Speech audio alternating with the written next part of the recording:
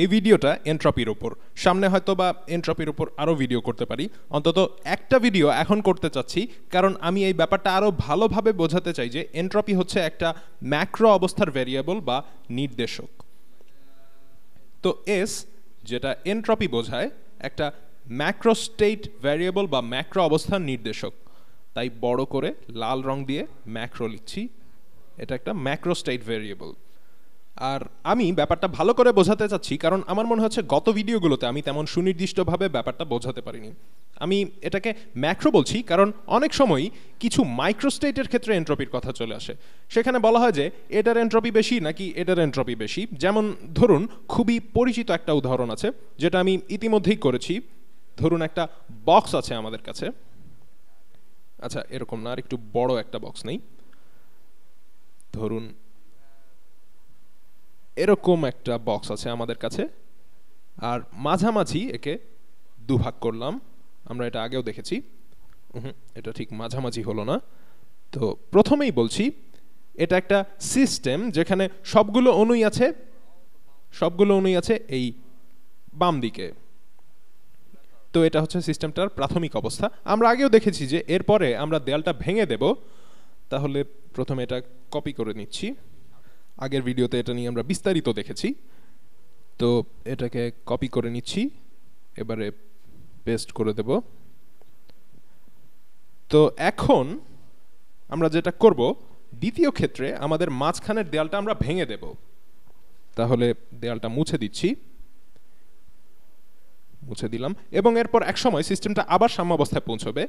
আর আরও মনে রাখতে হবে যে তাপমাত্রা, চাপ, আয়তন এবং এনট্রপি এই ম্যাক্রোস্টেট ভ্যারিয়েবলগুলো তখনই ঠিকভাবে বের করতে পারবেন যখন সিস্টেমটা সাম্যাবস্থায় থাকবে। তো যখন সিস্টেমটা আবার সাম্যাবস্থায় পৌঁছবে, সমান সংখ্যক কণাই পুরো সিস্টেমটাতে থাকবে, মানে এখন পুরো বক্সটাতে কণাগুলো ছড়িয়ে যাবে।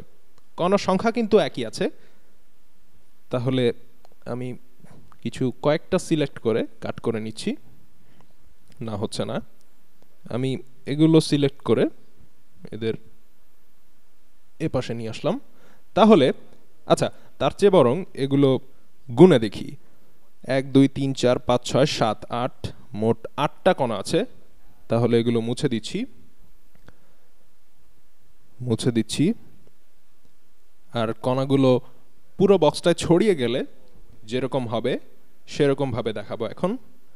তো দেয়ালটা সরে গেলে পুরো বক্সটাতে কণাগুলো এভাবে ছড়িয়ে যাবে। এরকম করার কারণ হলো, এখানে এই অবস্থাটা যখন আমি আসলে ছড়িয়ে পড়া 8টা কণা আঁকলাম, এটা আসলে মাইক্রো অবস্থা, মানে ম্যাক্রো স্টেট। মানে যখনই আপনি কোনো অণু আঁকছেন, আপনি আসলে একটা মাইক্রো অবস্থা আঁকছেন। আবার এটাও একটা মাইক্রো স্টেট। আপনি যখনই কোনো অণু আঁকছেন, আপনি আসলে মাইক্রো স্টেট আঁকছেন। আর আরেকটা ইম্পর্টেন্ট ব্যাপার হচ্ছে যে এই মাইক্রো স্টেটটাতে এনট্রপি আসলে এই মাইক্রো স্টেটের চেয়ে কিন্তু বেশি নয়। মাইক্রো অবস্থাতে আসলে কোনো এনট্রপি পাবেন না। সেক্ষেত্রে এনট্রপি কথাটার কোনো অর্থই নেই। আপনি যেটা বলতে পারেন সেটা হচ্ছে সিস্টেমে এবারে কণাগুলো ছাড়া সিস্টেমটা আঁকবো। যদি একটা কন্টেইনার থাকে ঠিক এরকম আকারের, যার একটা নির্দিষ্ট আয়তন থাকবে, যেমন ধরুন V1, আর এর তাপমাত্রা ধরুন T1, যাতে 8টা কণা আছে, এটা কিছু এনট্রপি নিয়ে থাকবে।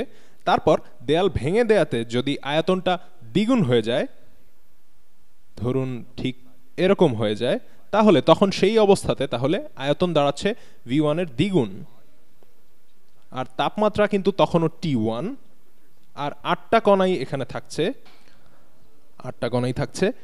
এখন আমরা বলতে পারি যে এই সিস্টেমটার এনট্রপি হবে বেশি।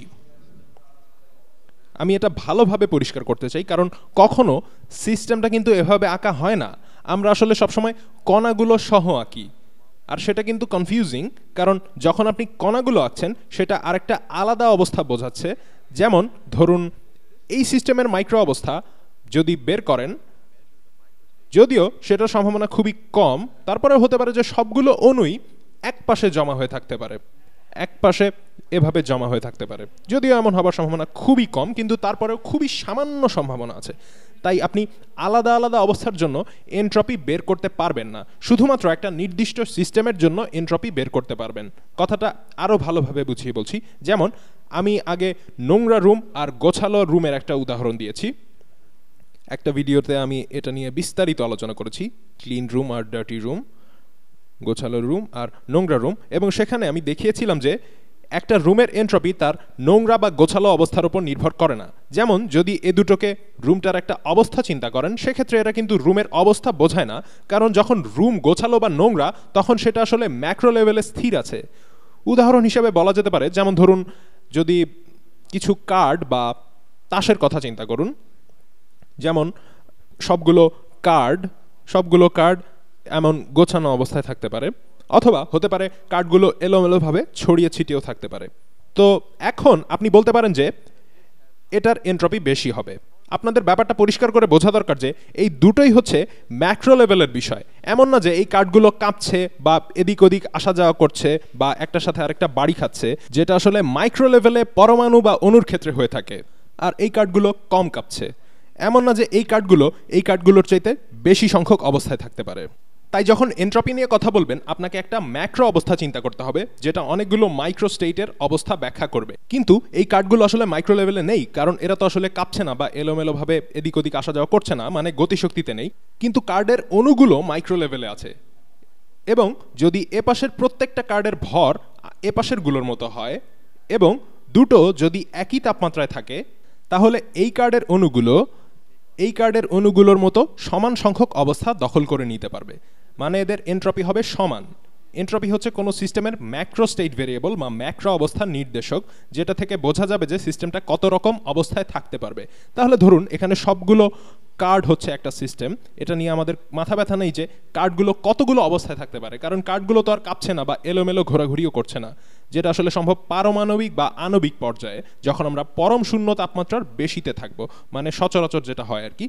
পরমাণুগুলো অনবরত কাঁপতে থাকে এবং অনবরত জায়গা বদলাতে থাকে, তাই তখন সেই অবস্থাগুলো বের করা প্রায় অসম্ভব। আর যেহেতু সেটা অসম্ভব, তাই আমরা তার বদলে এন্ট্রপি নিয়ে চিন্তা করি। অথবা এরকম আরও কিছু জিনিস আছে, যেমন ধরুন আভ্যন্তরীণ শক্তি বা ইন্টারনাল এনার্জি ইউ, তারপরে আছে চাপ, আয়তন, তাপমাত্রা।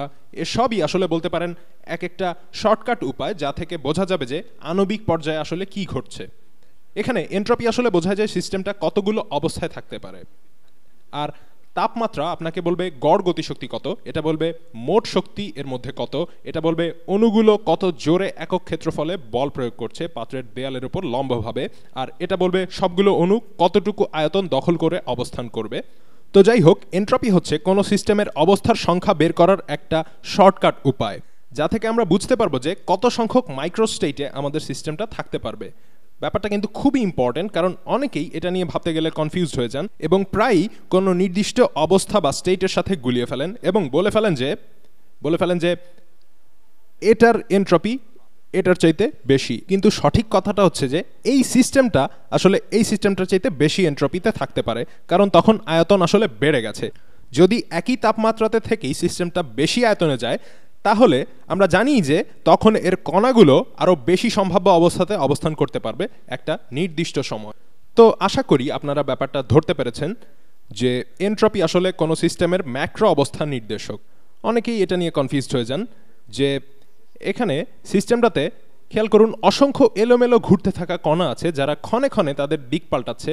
তাই আসলে ওই সময় তাদের মাইক্রোস্টেটগুলো বের করা বলতে গেলে প্রায় অসম্ভব, তাই সেটার এন্ট্রপিও আপনি বের করতে পারবেন না। তো যাই হোক, পরের ভিডিওতে সবার সাথে আবার দেখা হবে।